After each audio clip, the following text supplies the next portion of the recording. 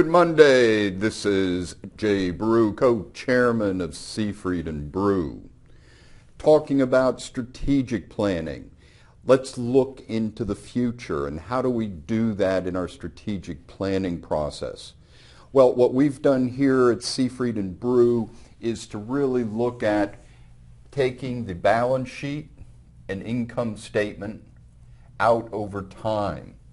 So when we see the changes happening by putting in certain assumptions, we can then take both of these out 5 years to 10 years to see what kind of value is created. And in that value creation process, for instance, one of the things that you could use, of course, is book value as a gauge in terms of growth and capital.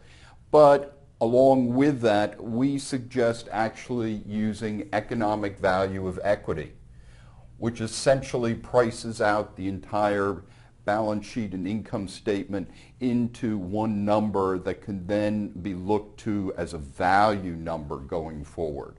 And that's important, especially when we're looking at cash type deposits, those checking, savings, and now accounts that are so important to our growing value as an institution.